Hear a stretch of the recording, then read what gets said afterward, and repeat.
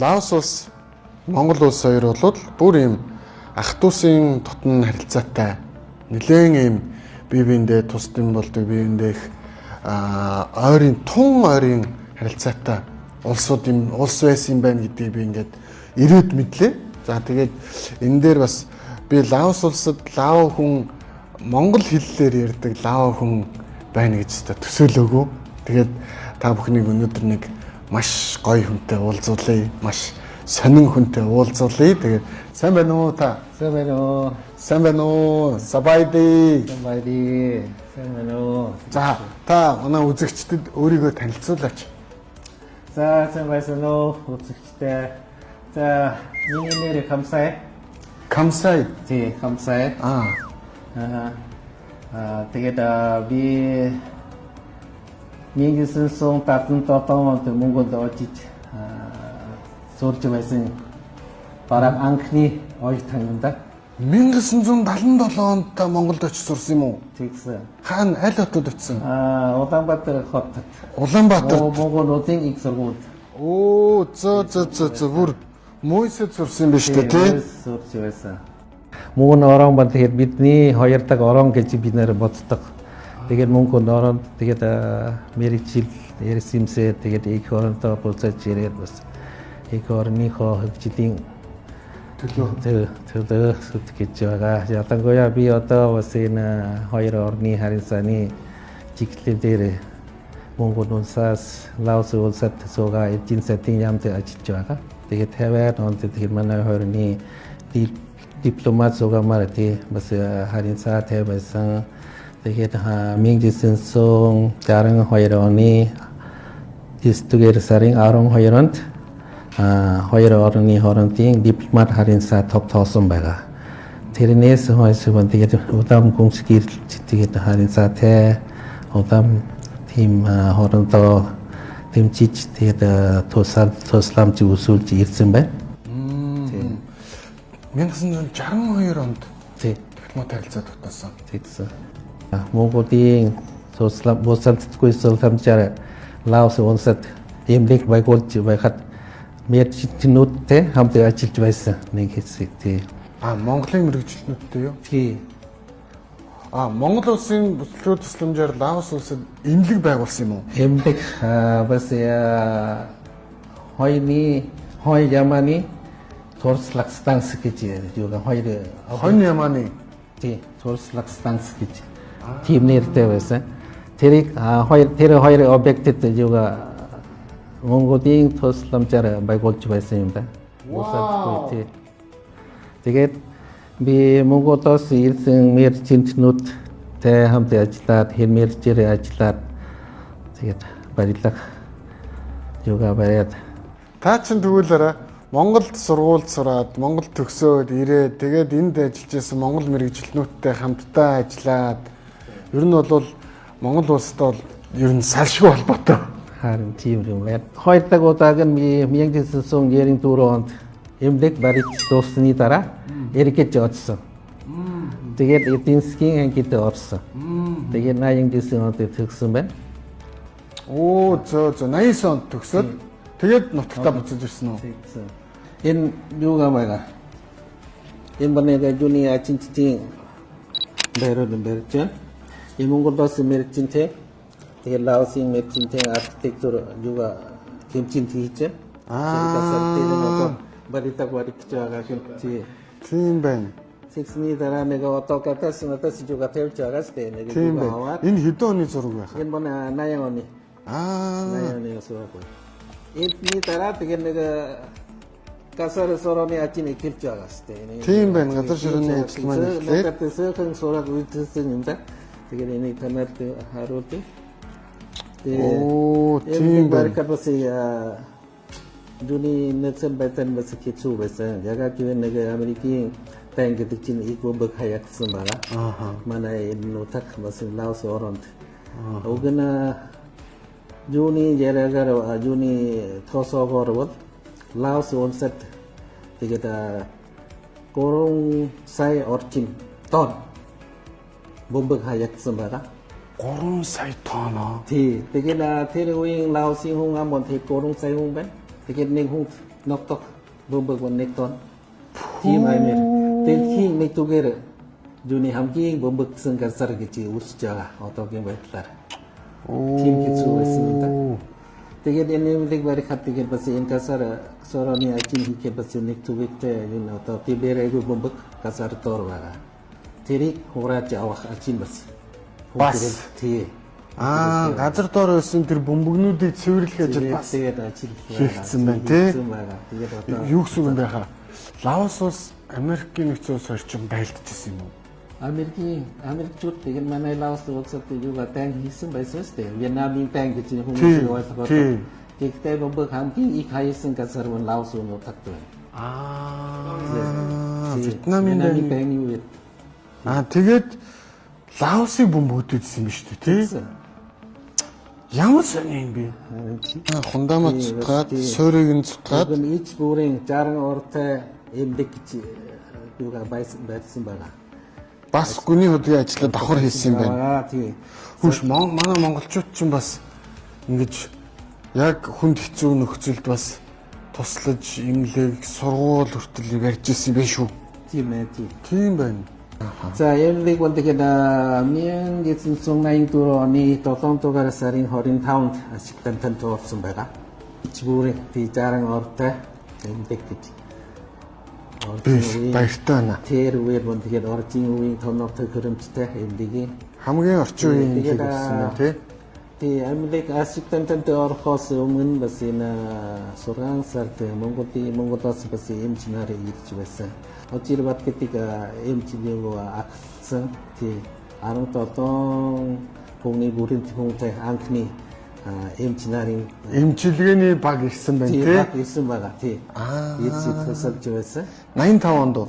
Үгүй 84 оны 6 сард. 84 оны 6 сард тэгэхээр Монголын ашиглан танд орохоос өмнө энэ ирсэн байсан. Одоо энэ эмнэлэг байгаа юу? Одоо эмнэлэг байгаа. Ажиллаж байна. Ажиллаж байгаа юу? Оо за энэ эмнэлэг болдогод тэр үеийн хэдснэр бүх нэмтэг мөнгөн ард үнсийн сет нарийн зөвлөлтийн орлогч дараа пенжээ ирэлшилдэг хүлээдгэж байсан. Өгжөөсөн. Пенжээ ба. Пенжээ.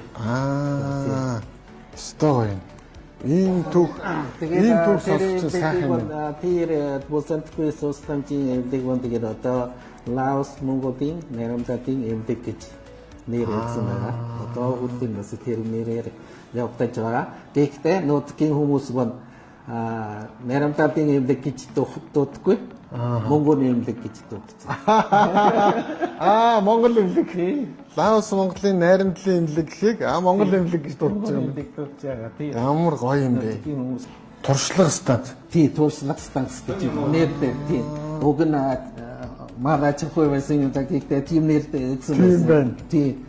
Тэгээд тэр байгууллагад бас надад юу анх юу тэнгэж юуны машингийн арга ясан тавихад авсан сураг байгаа. Надад босат сураг нь хаана орцсон би олж аваад чадаагүй тий. Манай үзэгчдэд энэ зургийг бүтнээр нь харуулах бах.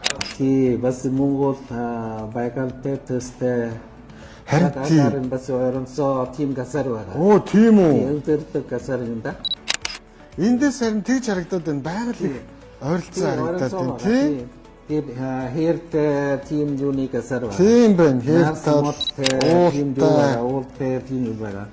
87 он хүртэл Монголын эцнүүд бас энэ хойны аж ахуй гэж ярьдаг юм тань Лаосчууд бас тэр аж ахуй бас кекетийн мэдчинтэн ятангуя мад сүйж мадын эмч нар ажиллаж байсан.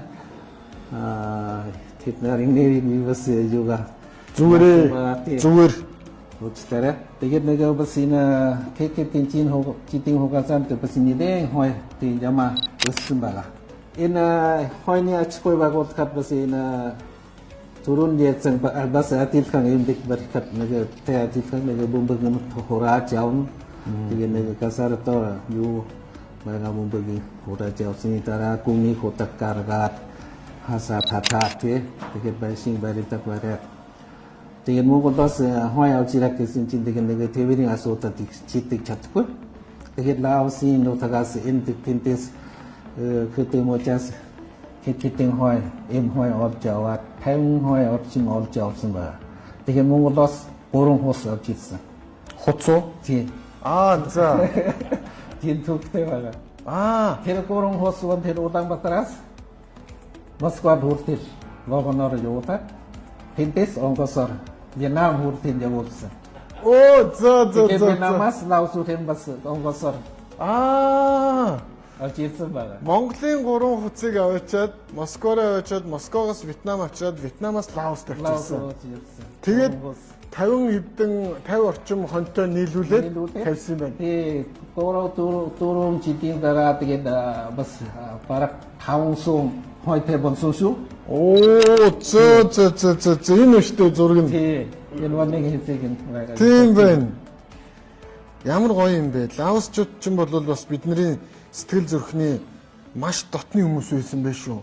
Энэ түүхийг бол ер нь мэдэхгүй юм байна. Одоо хүн мэдгүй баха гэж бодож байна. Монголчууд одоо хүн мэдгүй баха энэ түүхийг. Одоо харин энийг би мэдээд авч байгаа юм бүр илүү их ямар юм бэ? Хүмүүс мэдүүлж таниулах хэрэгтэй. Хойны ач холбогдолын талаар би бас нэмж юугаа нэг хэлмээр байна. 2010 онд юуны Монголын засгийн газраас Лаос улсад одоо тусламжгүй тусламжаар боёо хүмүүстийн туслам гэж нэрээр тэгээд 1000 хой бидэгдэг тийм сэдвээр гарсан байгаа. Тий. Шийдвэр гарсан. Тий 2010 онд. 2010 онд. Тий саяхан шүү. Тийм байна. Гэхдээ тэрийг тэгээд чатаагүй. Өөр явж байгаа. Тэгэхээр 16 онд тэгээд Батлан Лаосын Батлан хамгаалдаг ям энэ хойныг авьяа сутадия гэдэг Монголд очоод суталтай хийгээд яаж явж ирэх гэн тэгээд сэтсэн байгаа. Өөр яваад тэгээд хоймоо тэгээд Монголын тал олжгээд яг топирамжтай говийн үсийн тим дүний халуун бүсийн та тийм Монголын тэндээс юугаа хой сонгож авч ирээд халуун бүст амьдардаг хонноос сонгож аваад Баян хонгороос авсан юм да. Баян хонгорын баянлаг сумаас тий авсан уу? Авсан. Тэгээд 18 онд явж ирсэн байхгүй. Миан тав. Яга тав гэдэг анх миан гэж байсан шүү дээ. Тавын Лаосын нэг мууч ямбасаг мууч гэдэг. Тэгээд Монголын архангай мууч аймаг гэж хоорондоо хондоо тогтоод тий тэгээд хамтын ажилтаа юу хичүүлээд тэгээд архангай аймагаас ямбасаг мууч 50 хой бидэгсэн байсан байхгүй. Тэгээд бөөмдөд тийм бүгдийн Миан 50 хой авч ирсэн. 2018 оны 11 сард. Тий. Ямар гоё юм бэ тий? Тий, тэрний сургууль танаар юугаа надад юу ийм зүгээр сураг байхгүй болохоор тэгээд харуулж чадаагүй. Тийм байна. Маш их баярлалаа хта. Алив нэг ахыгаа сайхан тэрвэрч. Ястаа сайхан ярьлаа. Алив таны зургуудыг буцааж өгөхгүй болохгүй юм шиг. За тэгээд Лаос улсад зорж ирсэн бидэд маань танд ингээд Монгол улс их орондоо үйлдвэрлэсэн гоё бидний одоо дандаа гадагшаа явахдаа хүмүүстэй бэлгэлдэг монголчуудын одоо нүрийг тахалдаг үндэснийхээ бүтээгдэхүүнүүдийг ахта бэлэг болгож авч ирсэн юм аа. Энэ манай Монгол улсад үйлдвэрлэдэг алтан говь гэдэг шоколад. Энэ тайгын баавар гэдэг хийцтэй сүүтээцээ. Та бол мэднэ үстэй хийцтэй. Уух дуртай юу? Дуртай. За энэ болохоор энэ амин чанар гэдэг энэ желатин пептин гэдэг уураг энэ ч танилцуулга нь байгаа заяа та уншаад бас хэрэглээрэй. Маш их баярлалаа хта. Тэгээд өчөөхөн бэлэг. Сайхан хүүцээ танарын удаагийн ажилтнууд энэ боёо энэ танарын ажилтнууд авчин түүхий. Азийн хоёр өөр бүс нутагт оршигч гэлээ соёлоороо ойрхон хоёр улс бол Монгол болон Лаос юм. 1962 онд дипломат харилцаа тогтоосноор манай хоёр орны найрамдал эхэлж өнөө хүртэл тогтвортой үргэлжилсээр байна. Энэ харилцаа зөвхөн албан ёсны түвшинд бус бодит амьдрал дээр илэрдэг. Өнөөдөр боловсрал соёлын солилцоо үргэлжилж Лаос оюутнууд Монголд суралцж байна. Мөн буддын шашин хоёр ард түмнийг оюун санааны хувьд холбосоор. Алс хоол зайтайч ойрхон харилцаа. Үгээр бус үйлдэлээр батлагдсан найрамдал. Энэ бол Монгол Лаосын хамтын түүх юм. Ийм л түүхийн нэг хэсэг болсон эрхэм хүнтэй Барса уулзаж ярилцлаа. Тэрээр Монголд сурч байсан төдийгүй монголчууд Лаост эмнэлэг барьж байх үед орчуулагчаар ажиллаж байжээ. За энэ Монголд сурч ирсэн мэрэгжил эзэмссэн хэдэн лаочтой бид уулзгүй. Би мэдсэн 84 оноос 99 онд хүртэл Монгол Улсын их сургуулийн эдийн засгийн факультет суралцж байсан. Та Монгол ирнэ оюутан байхдаа хинтээ Монгол залуучуудаас хинтээ хамгийн их дотн сайхан үер хийж байв. Одоо санаж байна уу? Манай ангийн мөндөд бүгдээрээ танилцж байсан, их дотноо байсан. Тэгэхээр манай ангийн нэгдэс Монголд одоо том анбанк тусалтай хүмүүс байгаа. Байна уу? Хэн байна? Жиселхэд одоо Төрөнчийн сацгийн газрын гишүүн тийм байсан. Сангийн яамны сар байсан. Очирсук. Оо, та хоёр нэг анги юм уу? Тийм манай нэг дотнын найс гэж хэлж болох юм да. Лавхсрын. Лавхсрын? Тийм одоо Монгол банкны ерөнхийлөгчийн зөвлөлт. Оо, тийм үү? Тийм. Тэр манай нэг ангийн хан байсан. Манай дандаа томчлолтой хам сурж ирсэн шүү дээ. Ерөн тийм астай юм да.